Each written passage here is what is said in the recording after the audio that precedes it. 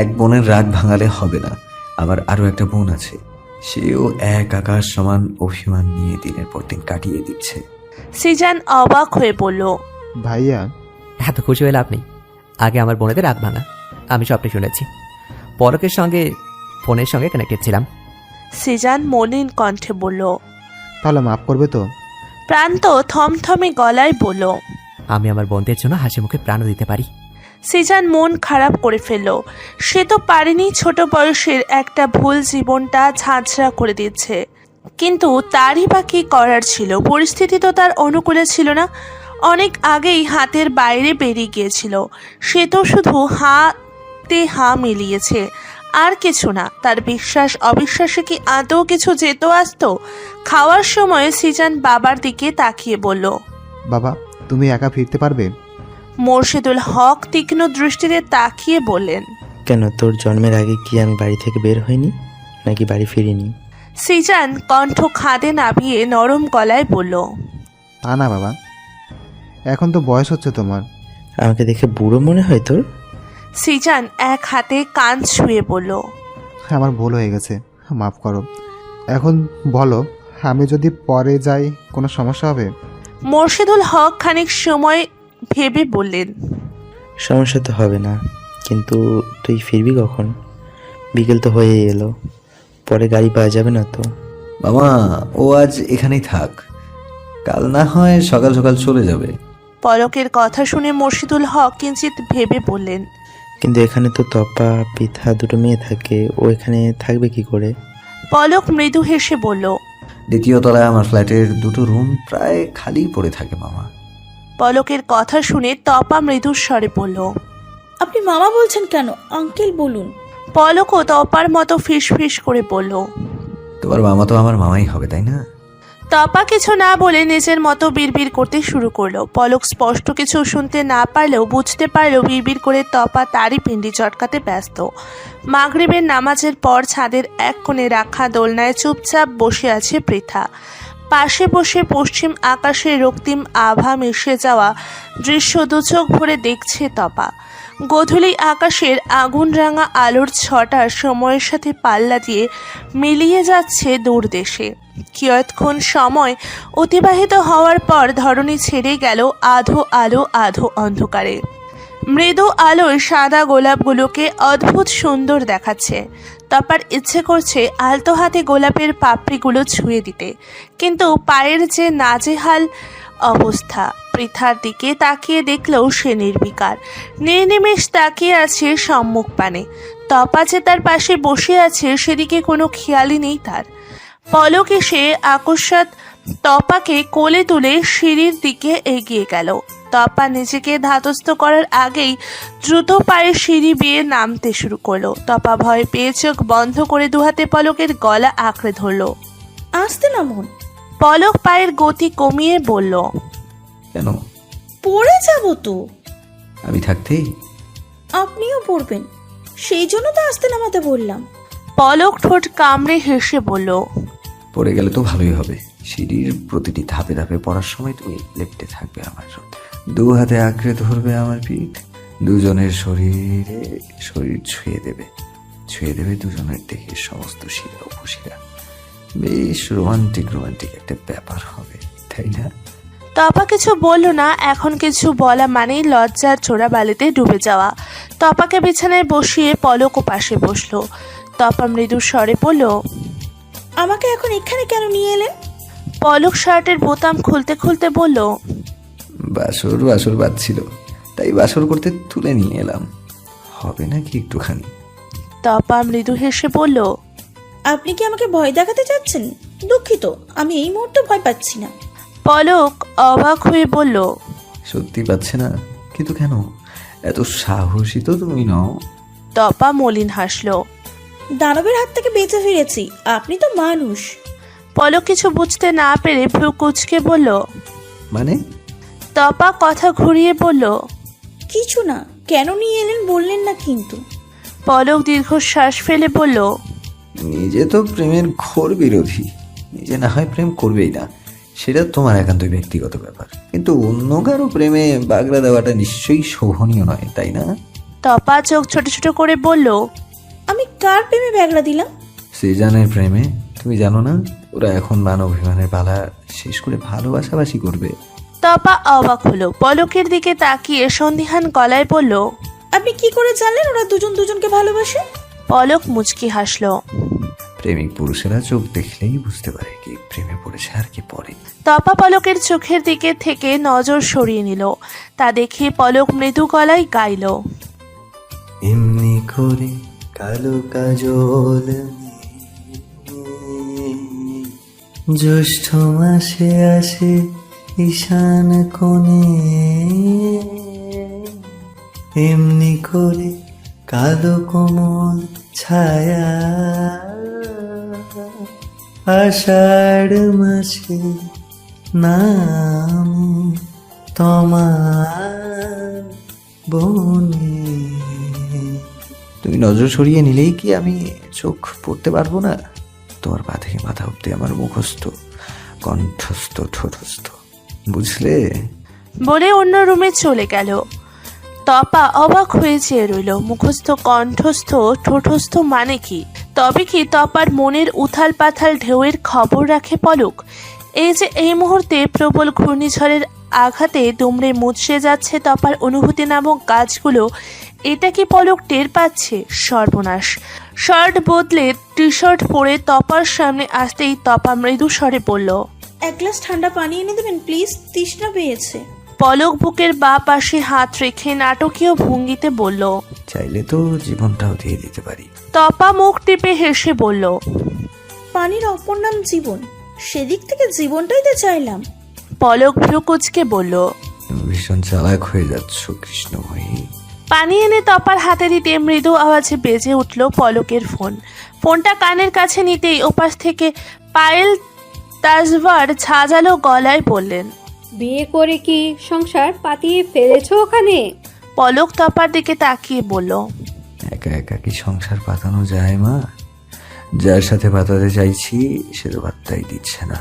পায়েল তাজওয়ার অবাক হয়ে বললেন, পলক তাজওয়ারকে পাত্তা দিচ্ছে না? কে সে? একবার দেখে চক্ষু সার্থক করার সুযোগ পাবো তো? পলক মৃদু হেসে বলল, দেখবে দেখবে, এক সময় উঠতে বসতে খেতে শুতে শুধু তাকেই দেখবে। খুব সুন্দরী নাকি? নেতা সাহেব দিবানা হলো যে? পলক মলিন কণ্ঠে বলল। আমি আর নেতা সাহেব নেই মা। পায়েল তাজওয়ার ছেলের যন্ত্রণা বুঝতে পারলেন বোধহয়, কথা ঘুরিয়ে বললেন, বল না, খুব সুন্দর দেখতে। পলক তপার দিকে অপলক তাকিয়ে বলল, একদম আমার মনের মতো, স্নিগ্ধ, স্বচ্ছ, পবিত্র। তপা আটকে উঠল। স্নিগ্ধ, স্বচ্ছ, পবিত্র, কিন্তু সে তো পবিত্র নয়। শরীরটা যে পচে গেছে, গন্ধ ছড়ানোর অপেক্ষা মাত্র। পলক কথা শেষ করে তপার হাত থেকে গ্লাস নিয়ে পানির বাকি অংশটুকু গলধকরণ করে গ্লাসটা পাশের টেবিলে রেখে তপার পাশে সোজা হয়ে শুয়ে পড়ল। চোখ বন্ধ করে পড়ল। তুমি তো খুব চালাক হয়ে যাচ্ছ আজকাল। তপা ভ্রু কুঁচকে বলল, আবার কি করলাম?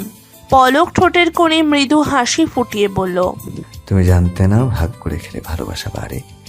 ইচ্ছে করেই পানি রেখেছিলে আমার জন্য, তাই না?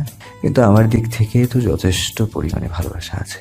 বরং তোমার আমার খাওয়া জিনিস বেশি বেশি করে খাওয়া উচিত, যাতে ভালোবাসারা উপচে পড়তে পড়তে ছাদ থেকে তাজমহল পর্যন্ত আসে। তপা চোখ ছোট ছোট করে তাকিয়ে রইল। এই মানুষটা একটা সাধারণ ব্যাপারে কোথা থেকে ঠিক কোথায় নিয়ে যেতে পারে তা আগে থেকে কেউ ধারণা করতে পারবে না। জিনিস এক পিস। কিয়ৎকাল পর তপা মৃদু স্বরে বলল, আপনার কোনো ভাই বোন আছে? পলক এক হাতে ভর দিয়ে মাথা উঁচু করে বলল, না, আমি বাবা মায়ের একমাত্র সন্তান। কেন বলো তো? তপা ভিড় করে বলল, ঠিকই ভেবেছিলাম, ওয়ান পিস মেড কারিগর ডেট। এক্ষেত্রে কারিগর বেঁচে থাকলেও প্রসেসিং বন্ধ আছে। পলক তপাকে বিড়বিড় করতে দেখি ভ্রু কুঁচকে বলল, তুমি কি আবার আমার পিন্ডি চটকাচ্ছ? তপা হেসে ফেলল পলকের মুখে হেন কথা শুনে। আসলে ভাবছিলাম, পলক ভ্রু কুঁচকে বলল, কি? এই যে আমার মতন আর কতজনের কপাল পড়েছে সেটা। পলক অবাক হয়ে বলল, আমি তোমার কপালে জুটে তোমার কপাল পোড়াচ্ছি?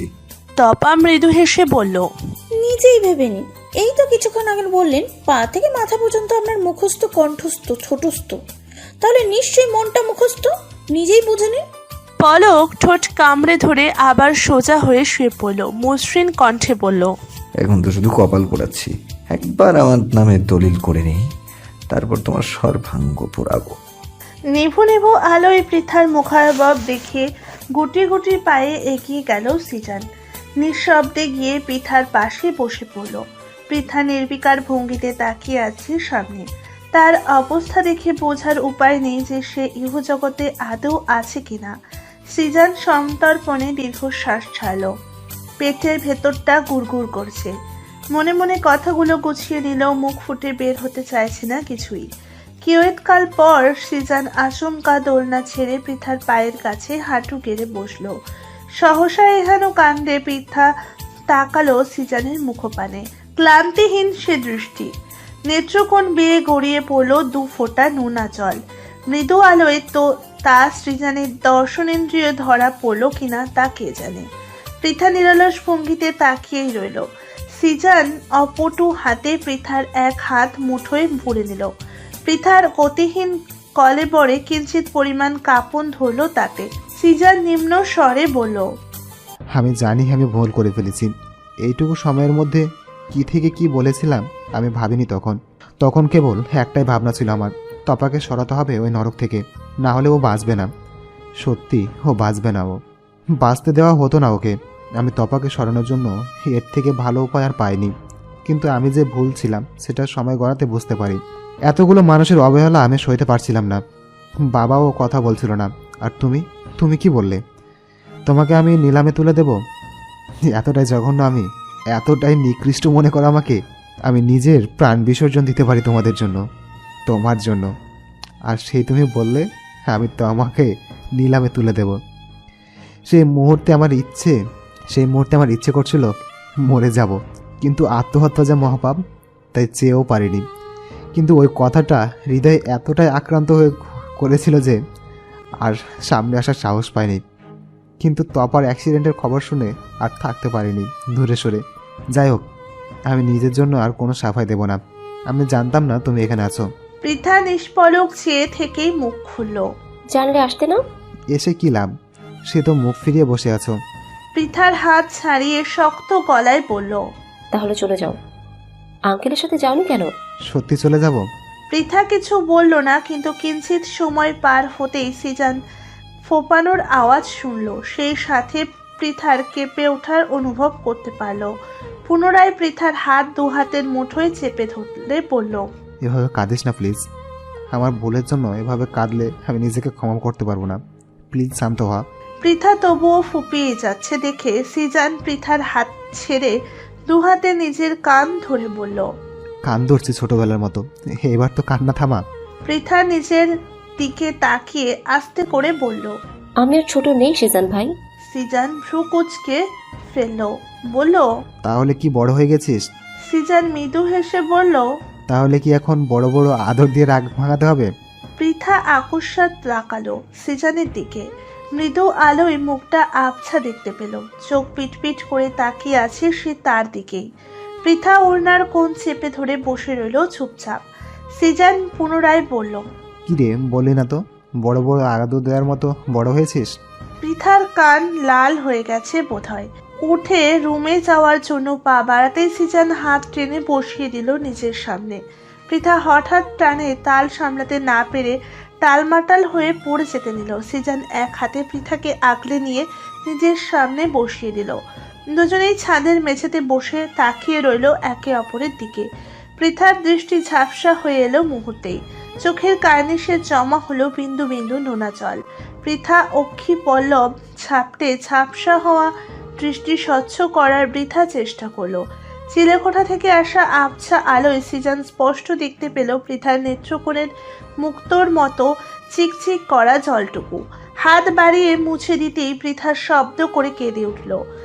সিজান 2 বাহু মেলে আবদ্ধ করে নিল বাহুডোরে। বক্ষপিঞ্জরে লুকায়িত দগদগে ক্ষতটা যেন মুহূর্তেই অদৃশ্য হয়ে গেল। সেখানে জমা হলো গভীর প্রেমের সুপ্ত কিছু অনুভূতি, কিছু পাওয়ার এক অবিস্মরণীয় মুহূর্তের স্মৃতি। চায়ের কাপে চামচ দিয়ে টুংটাং শব্দ তুলে তপা মুচকি মুচকি হাসছিল। তপার মুখে লুকোচুরি হাসি দেখে পলক ভ্রু কুচকে বলল, তোমার মনের ভেতর কি চলছে বলো তো?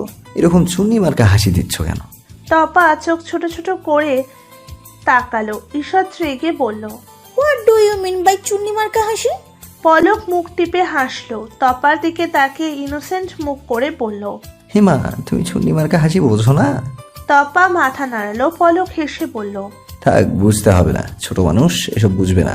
তপা বিরক্তির সহিত বলল, আমি ছোট, তাহলে বড় কি রাত্রি? পলক অবাক হলো।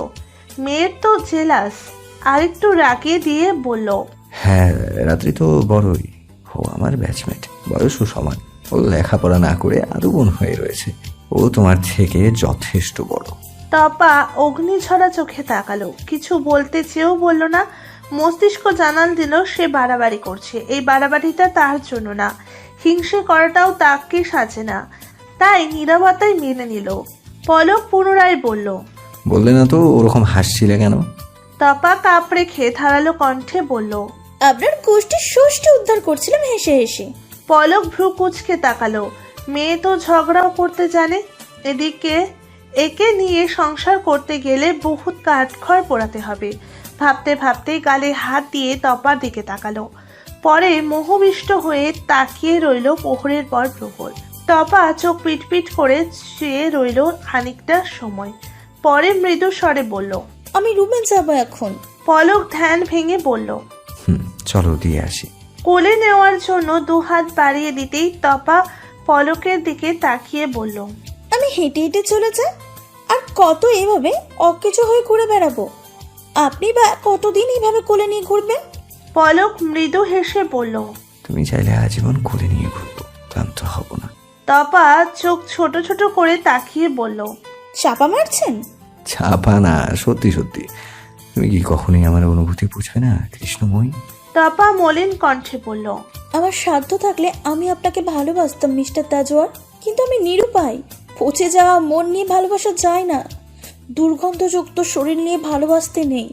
শুয়ে দিলে যে শরীরের সুবাস না ছড়িয়ে দুর্গন্ধ ছড়াবে, সেই শরীরের মালিকের ভালোবাসা পাওয়ার অধিকার নেই। ভালোবাসা চাইতে নেই, কলঙ্কিনী হয়ে চাঁদে হাত বাড়াতে নেই। যাদেরও তো কলঙ্ক আছে, তুমি না হয় আমার কলঙ্ক হয়ে রইলে। তপা মাথা নিচু করে মৃদু হাসলো। লোকটা এত ভালো কেন? নিঃস্বার্থ ভালোবাসাকে একেই বলে?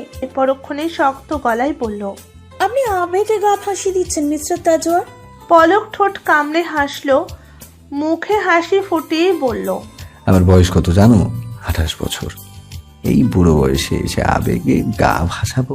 আমি জানি তোমার একটা অতীত আছে, হয়তো সেটা ভয়ঙ্কর, কিন্তু সেসব নিয়ে আমার কোনো মাথা ব্যথা নেই। আচ্ছা, কিন্তু সেসব নিয়ে আমার কোনো মাথা ব্যথা নেই। মানুষের অতীত একান্তই তার ব্যক্তিগত, আমি সেখানে হস্তক্ষেপ করতে পারি না। হ্যাঁ, আমি চাইলে সবটা জানতে পারবো, কিন্তু আমি সেটাও চাই না। যদি নিতান্তই তোমার কখনো জানাতে ইচ্ছে হয় সেদিন জানাবে, আমি মনোযোগী ছাত্রের মতো শুনবো। কিন্তু তার আগে তোমার অতীত নিয়ে আমার কোনো মাথা ব্যথা নেই। যখন আমি ছিলাম না তখন হয়তো তোমার সাথে কিছু হয়েছে, অতীত সবারই থাকে, কারো ভালো কারো ভয়ানক। তোমার অতীতটা যে মোটেও সুন্দর নয় সেটা আমি বুঝতে পেরেছি ঘুমের ঘরে তোমার চিৎকার শুনে, কিন্তু সেজন্য তুমি আমার ভালোবাসাকে আবেগ বলে চালিয়ে দিতে পারো না। সেই অধিকার আমি তোমাকে দিইনি, আর কখনো দিবও না। তুমি আমাকে ভালোবাসো না, ঠিক আছে, মেনে নিলাম, কিন্তু আমার ভালোবাসাকে অপমান করার অধিকার তোমার নেই। দ্বিতীয়বার এই ভুল করো না। তপা চোখ পিট করে চেয়ে রইল। কি এমন বলল যে একটা পুরো রচনা শুনিয়ে দিল?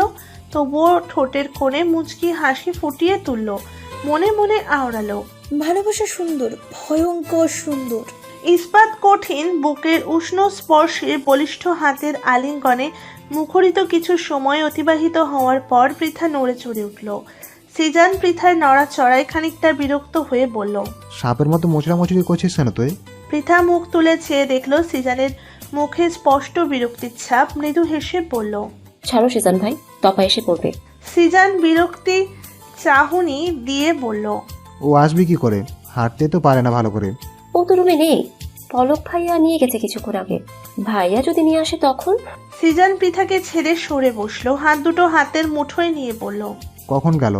কিছুক্ষণ আগে তুমি রুমে ছিলে, তপা আমার সাথেই বসেছিল, তখন চ্যাংদোলা করে নিয়ে গেছে।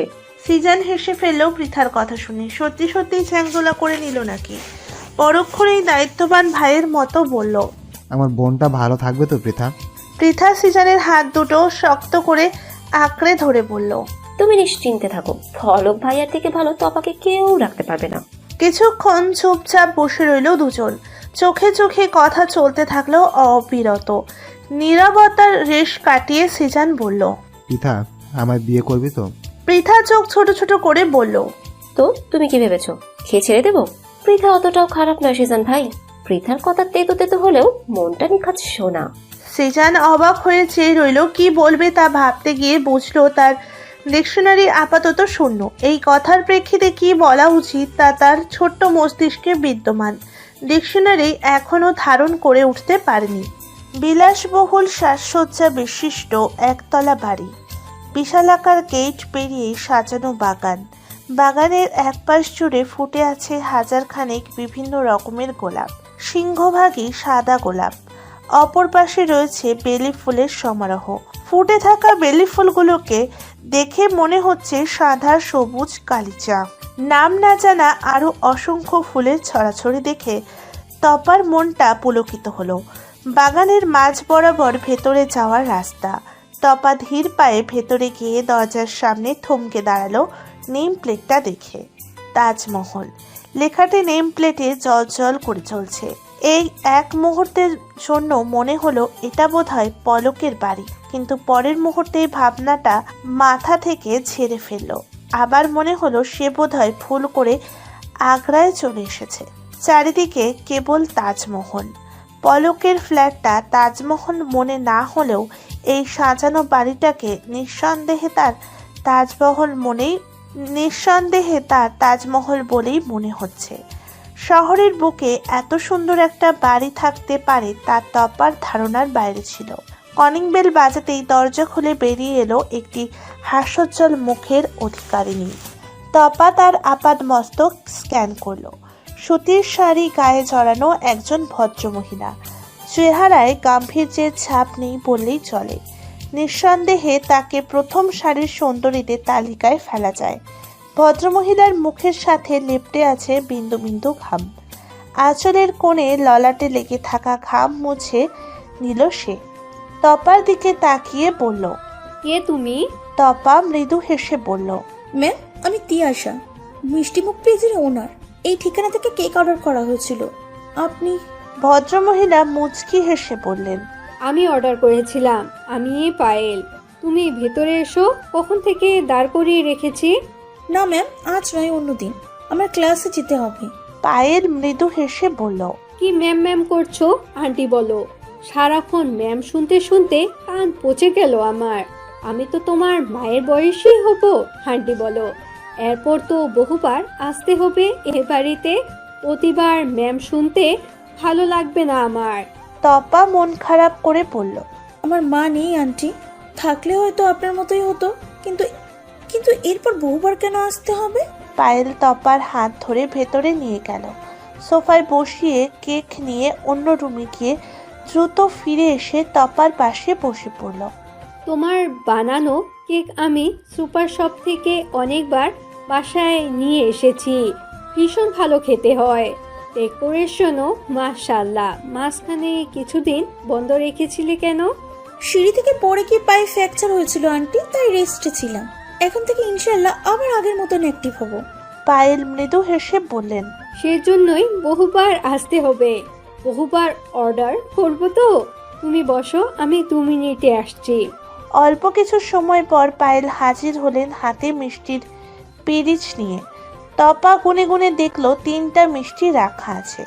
একটা সাদা, একটা সাধারণ লাল এবং অন্যটি কালো জাম। তপা মৃদু হেসে বলল। আন্টি, আমি এত মিষ্টি খাবো না। একটা তো খেতেই পারো, নাকি ডায়েটে আছো? ডায়েট সুন্দরীদের জন্য আন্টি, আমার মতন মেয়েরা ডায়েট করলে লোক হাসবে তো। পায়েল তাজওয়ার খানিকটা এগিয়ে এসে তপার মাথায় হাত বুলিয়ে বললেন। নিজেকে ছোট করে দেখছো কেন মা? গায়ের রং দিয়ে কখনো মানুষ বিচার করতে নেই। প্রত্যেকে সুন্দর, নিজের মতন সুন্দর। শুধু দেখার জন্য সুন্দর চোখ দরকার। তুমি জানো তোমার মুখটা কত মিষ্টি। আমি প্রথম দেখায় তোমার সাথে এত সংকোচহীন কথা বলছি কিভাবে জানো? তোমার চোখ দেখে। তোমার চোখ তোমার স্পষ্টবাদী চেহারায় ফুটে উঠেছে, তোমার পার্সোনালিটি ফুটে উঠেছে। আর তুমি কি না গায়ের রং নিয়ে এভাবে কথা বলছো? এটা মানা যায়? তপা অপলক নয়নে তাকিয়ে রইল। মানুষ এমনও হয়, এটাই বুঝি মায়ের জাত। পায়েল তাজবার পুনরায় বললেন, গায়ের রং তোমার দুর্বলতা নয়, বরং তোমার শক্তি হিসাবে কাজে লাগাও। যখন কোনো কাজ করবে তখন মনে করো তোমাকে কেউ তোমার গায়ের রঙের জন্য অবহেলা করেছে। শক্তি হিসাবে দাঁড়াও তুমি। আরও একটু বেশি সময় দাও নিজের কাজে। তোমাকে তোমার লক্ষ্যে পৌঁছাতে সাহায্য করবে তোমার এই দৃঢ় মনোবল। কৃতজ্ঞতায় তপার মাথা নুয়ে এলো। মসৃণ কণ্ঠে বলল, মনে থাকবে আন্টি, এই কথাগুলো আমি সারা জীবন মনে রাখবো। পায়েল তাজবার মৃদু হাসলেন। আজ তাহলে আসি আন্টি, ক্লাস আছে আমার। কেক ডেলিভারি করার জন্য একজন আছে, কিন্তু সে অসুস্থ হয়ে আমাকেই আসতে হলো। এদিকে এখানে এসে আমি গল্প জুড়ে দিয়েছি। ক্লাস শুরু হয়ে যাবে আন্টি, আজ উঠি। পায়েল তাজবার মন খারাপ করে বললেন, একটু মিষ্টি তো খেয়েই যাও। তপা কালোজাম মিষ্টিটা খেলো। চলে যাওয়ার জন্য পা বাড়াতেই পায়েল তাজবারের চোখে চলে গেল তপার বিনুনির দিকে। অবাক হওয়া কণ্ঠে বলল, তিয়াশা, তোমার চুলগুলো তো মারাত্মক। ঘোমটাটা সরিয়ে দেখাবে প্লিজ। অনধিকার চর্চা হয়ে যাচ্ছে, তবুও। তপা মৃদু হেসে ঘোমটাটা সরিয়ে দিল। এগিয়ে দিতে দিতে পায়েল তাজবার বললেন, আমার ছেলেটার লম্বা চুল ভীষণ পছন্দ জানো। আগে আমার চুলগুলো অনেক বড় ছিল, তোমার মতন সুন্দর না হলেও খারাপ ছিল না। ছেলেটা যতক্ষণ চুল খোলা পেত হাতে নিয়ে খেলা করত। তখন ওর মাত্র 7 বছর বয়স। বিনুনি করতে শিখে গিয়েছিল জানো। সারাক্ষণ বলতো, মা এসো চুল চিরুনি করে দেই, বিনুনি করে দিই। বলতো, মা তোমার চুলদের কি খেতে দাও, আমাকেও দাও, খেয়ে আমি আর আমার চুলও বড় হয়ে যায় তাড়াতাড়ি। আমি খুব করে হাসতাম তখন। ছোট্ট ছেলেটার কত তাড়া ছিল বড় হওয়ার জানো। ওকে যখন জিজ্ঞাসা করতাম বড় হয়ে সুন্দরী বউ বিয়ে করবে কিনা, ও বলতো যার চুল মায়ের চুলের সমান তাকে বিয়ে করবে। প্রতিদিন বলতো, বড় চুলওয়ালা বউ কবে এনে দেবে মা। কি পাগল ছিল ছেলেটা। কিন্তু তারপর হঠাৎ আমি অসুস্থ হয়ে পড়ি। টাইফয়েড ধরা পড়লো। আমি সুস্থ হলেও পাওয়ারফুল ওষুধের জন্য চুলগুলো পড়ে গেল। আগের মতন আর হলোই না। তপা মন খারাপ করে ফেলল। আপনার ছেলে? পায়েল তাজবার হেসে বললেন, ছেলে সে ঘুমাচ্ছে, আজ অফিসে যাবে না বলে পড়ে পড়ে ঘুমাচ্ছে। তোমাকে গেট অবধি দিয়ে এসে ওকে ঝাঁটাপেটা করে ঘুম থেকে তুলতে যাব। মানুষ স্কুল কলেজে চলে যাচ্ছে, ও ঘুম থেকে উঠছেই না। এই ছেলে বাড়িতে থাকলে আমিও ঠিক মতন কলেজে যেতে পারি না। তপা খানিকটা অবাক হয়ে বলল, আপনি কলেজে? পায়েল তাজবার ঠোঁটে মৃদু হাসি ফুটিয়ে তুলে বললেন, লেকচারার। পায়েল তাজবার শব্দ করে হাসলেন। তপার অস্বস্তি দেখে বললেন, লেকচারার বলে কি মা নই, মায়ের মতোই নই। তপা মাথা নাড়িয়ে বলল, আপনি ভীষণ ভালো, একদম মায়ের মতন। মামা ফিল করা যায় আপনার সান্নিধ্যে এলে। পায়েল তাজবার হেসে তপার মাথায় হাত বুলিয়ে বললেন, আবার এসো, আমি অপেক্ষা করব। উৎসবের রঙে সেজেছে তাজমহল। কোম্পানির নতুন ব্রাঞ্চ ওপেনিং এর জন্য ছোটখাটো একটা অনুষ্ঠানের আয়োজন করা হয়েছে তাজমহলে। অনুষ্ঠানের মধ্যমণি পলক তাজওয়ার, নিকট আত্মীয় এবং পলকের কিছু বন্ধু বান্ধবীদের নিমন্ত্রণ করা হয়েছে। পলক হেঁটে হেঁটে সকলের খাওয়া দাওয়া তদারকি করছিল। হঠাৎ দরজা ঠেলে রাত্রিকে ভেতরে আসতে দেখে ভ্রু কুঁচকে তাকালো। মনে মনে বলল, একে দাওয়াত করেছে গে, মায়ের কি আর কাজ নাই? রাত্রি পাশে সমান তালে এগিয়ে আসা সুদর্শন পুরুষটিকে দেখে ভ্রুজোড়ায় মাঝের ভাঁজগুলো দ্বিগুণ হলো। রাত্রি পলকের সামনে এসে মৃদু হেসে বলল, পলক, মিট মাই ফিয়ন্সে রাজীব শিকদার। আর রাজীব ও আমার ফ্রেন্ড পলক তাজোয়ার। পলক হাঁ করে তাকিয়ে রইল রাত্রির দিকে। রাত্রি ভ্রু উঁচিয়ে ইশারা করলো কিছু। তা দেখে পলক রাজীবের বাড়ানো হাতে হাত মিলিয়ে পরিচয় পর্ব সেরে নিল। পলক প্রায় আধা ঘন্টা যাবত অপেক্ষা করছে রাত্রির সাথে একা কথা বলার জন্য, কিন্তু রাজীবের জন্য পারছে না, কারণ পলকের ভাষায় সে সারাক্ষণ রাত্রির সাথে চিপকে আছে। অবশ্য সে থাকতে না পেরে রাজীবের সামনে গিয়ে বলল,